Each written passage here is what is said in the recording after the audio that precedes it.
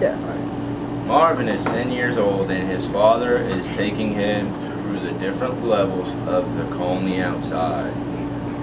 That's right. He has never been outside. That's the exposition. Marvin only knows the outside from stories of his father and that he had told him, because his father used to live on Earth when he was younger. And his father taught him the rhyme, "Twinkle, twinkle, little star." That's the conflict. Well, that's one of the conflicts. There's a lot of conflicts. The rise in action, when Marvin and his father left the colony, they enter a darkened place surrounded by high atoms. Marvin belongs to the worried when they pass a crashed spaceship, and he noticed his father's acting strange. That is the rising action. The climax is, after driving for hours, Marvin sees something strange. A silver crescent in the sun. Marvin realizes that this is Earth. He sees Earth from the moon. From the moon, he noticed a glow in the darker places that have been destroyed from nuclear warfare.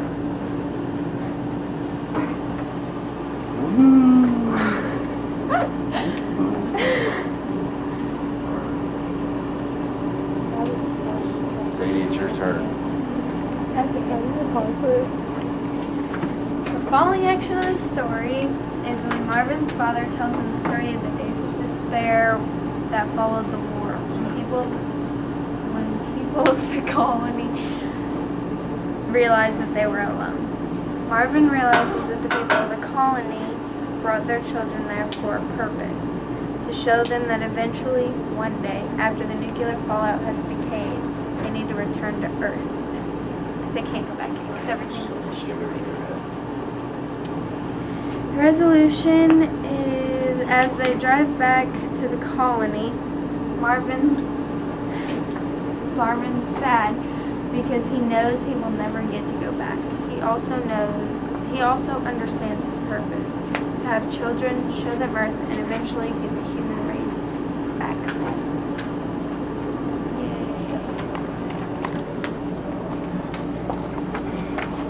The literary terms in the story are symbol and a metaphor. The symbol is they drove through valleys past the feet of mountains, which when the author says feet, it is a symbol because the feet represent the bottom of the mountains and not actual feet.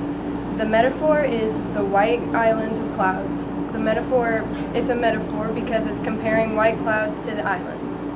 The theme of the story is to remember what happened in the past and always learn from it. You should always cherish what you have left because you're never going to know what might happen.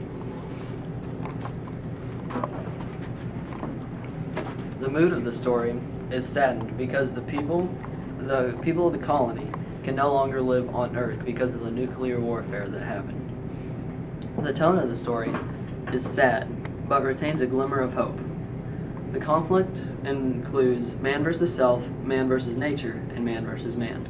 Man versus self being many people dreaming about going back to Earth, but can't live it out because of the nuclear warfare. Man versus nature is the nuclear fallout that has caused Earth to be unlivable. Man versus man is the nuclear war that went on Earth to end life on Earth, pretty much. Alright. So they live on the moon. They want to go back to Earth.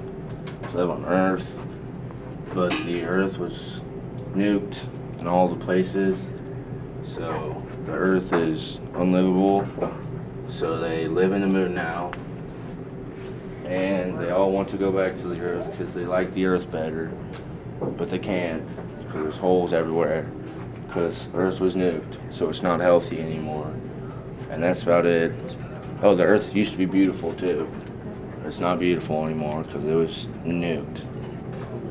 And if the people lived there, they would die from radiation. Alright, that's it.